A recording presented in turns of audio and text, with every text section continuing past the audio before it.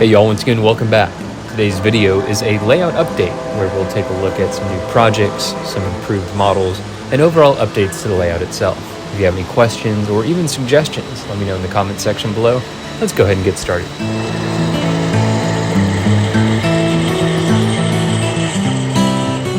Hey y'all, once again, welcome back to the layout. Today I got a layout update for you in these videos. Just kind of show you what's new around the layout, what's been going on. And any updates to scenery, some rolling stock and locomotives as well.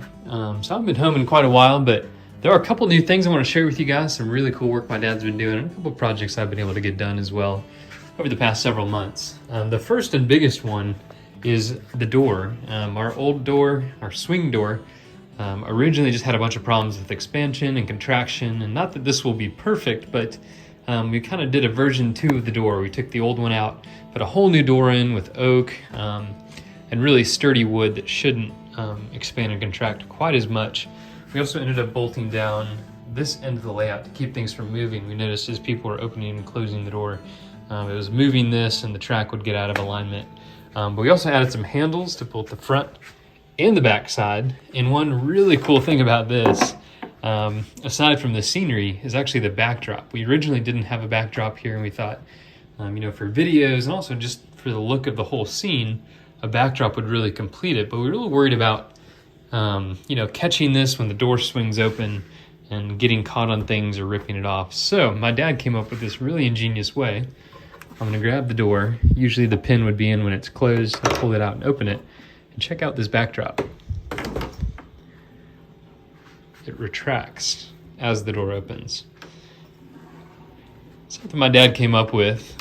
We kind of bounced some ideas back and forth off each other and ended up coming up with this design, which is really cool. I'll show you how it works on the back side here. You see, as the door closes, it comes out just about perfectly here. So what we have are some drawer sliders here with a piece of wood. It's attached to a rod which connects to the left side of the layout here when you're facing the door. As you can see, when you open the door, that travels. But this side is connected, and it pulls the backdrop that's on the slider. It retracts it when the door opens. So it's totally mechanical. There's no electronic pieces.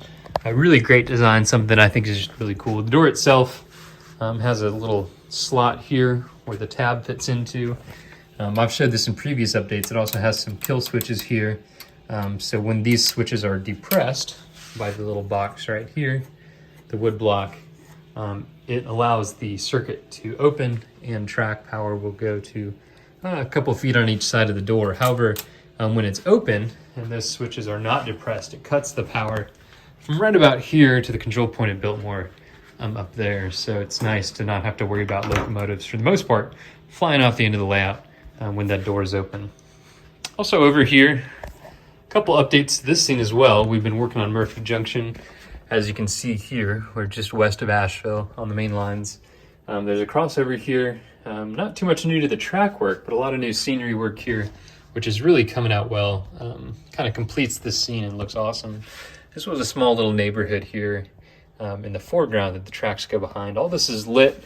I'll show you that once we get everything wired up and finished, but really looks cool. And then a little path going over as well as a railing back there going up to a church in the background, which will also be lit. So it'll be cool scene at night. We have to add a bunch of trees here to kind of finish the scene, but for the most part, we're just about done. Trees are usually the last thing we do, so it's a sign that the scene's just about finished. And also here, the scenery on the door. The last one was just plain grass, and we thought we'd kind of model loosely the Biltmore area, even though this is Russell on the layout. This is a prototype freelance layout. So a lot of inspiration from the real Asheville district, but by no means an exact replica. So we have the double main line crossing over a 4-lane road here, as well as an old spur track. We're gonna leave the ties in, but kind of like they had taken the rails out, but left the ties down. And we're gonna add some working crossing gates and stuff to this as well. So it'll be a really fun scene once this is done. I have to add the ground cover next and kind of go from there. So that is about all that's new scenery-wise, except for one more little area over here on the east end of Asheville. We still have the signal bridge that I think I showed you in the last update that Kennedy Parnell did, and Really did awesome work with it. Kind of brings this scene to life, and a nice modern Norfolk Southern signal bridge here. But over here, I believe in one of the past videos, someone had mentioned it'd be cool to have a wreck scene on the layout. My dad seemed to think that was a good idea, and I think it is too. And so he actually came up with this scene while I was gone. Really cool looking scene. And you can see there's a couple old wrecked cars here, an old wrecked signal bridge. Kind of like things had been taken out during the wreck, but then kind of pushed off to the side and haven't been cleaned up yet. Something you see from time to time on the prototype, and is a really cool addition here to this scene as well. In addition to some of the background scenery, we're just going to add a couple more trees here in the background that'll finish up this scene as well. But we were never really quite sure what to do with this little area, and it seemed to be a great fit. I'll take this out. Still have to paint that, but all sorts of little details: trucks, an old car, old ties and rail, an old switch. Kind of looks like it came from a derailment. So definitely a cool scene here. Tons of great little details that my father added, and is a great addition. Also new to the layout, even though we're out here on the project layout, is a Duke Power coal train. This is a train that was shared by both Norfolk Southern and CSX, depending on who had the contract and which power station it was going to. But I remember seeing a lot of them growing up in the Carolinas and always thought it was a cool train to model. So this is going to be quite a project to do, all 40 or 50 cars, but I've been slowly making my way there and just about got the power finished up. I have 3 Overland CSX GEs. The first is AC 4400. This is one that Arthur Bradley actually painted. I finished it up with some weathering and LED lights and a scale sound system speaker and Lock Sound 5. It's got a great horn in it. I'll show it to you here.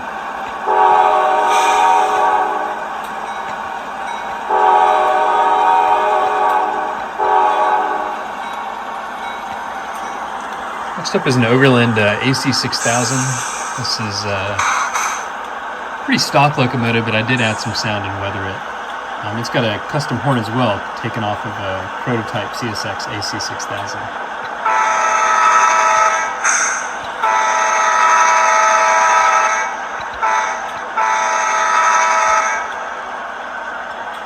And then lastly is a CSX ES44 AC. It's got some custom sounds in it. I'm redoing the lights, so it doesn't have the ditch lights on it or the number boards in right now, but it will once I get this thing finished up. But also pretty stock locomotive other than some weathering. But I did add a great K5 HL horn to this one.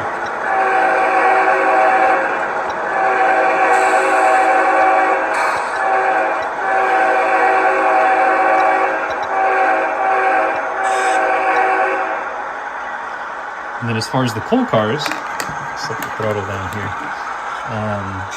I have a mix of both Rapido and Exactrail coal cars. The Exactrail are the Autoflood 1, whereas the Rapido are the Autoflood 2 coal cars. Just a little bit of a newer generation here versus the older ones. But I thought this was a fun train to model because they have a ton of old leaser cars that Duke Power bought up. So the train's kind of a mixed bag of different cars, but they're all weathered differently. They all look really cool. So what I ended up doing was repainting the ends of some of them. I faded it and then weathered the aluminum separately because I guess it weathered or faded differently than the ends. So I masked off one side, weathered the aluminum, and then weathered the colored ends as well. So it definitely takes a little more time, but creates some great results. I'm having some more custom decals made for the Duke Power cars. And then painting all those rivets too. I didn't really realize it makes a huge difference in these cars. There's one without the rivets painted. There's one with the rivets painted. It's a total pain in the butt to do, but I use a small Sharpie and I guess it goes fairly quickly. So a little more work ahead of me, cut out for me, but it'll be definitely a neat looking train once it's done. So I got about 15 cars started and I got about another 25 or so more to go. Here's a little behind the scenes look into what's been going into some of these cars. These are some of the Exactrail Autoflood 1 cars, which I'm in the middle of renumbering, and some of the Rapido cars here, the CEFX ones, will be re-lettered and renumbered as well.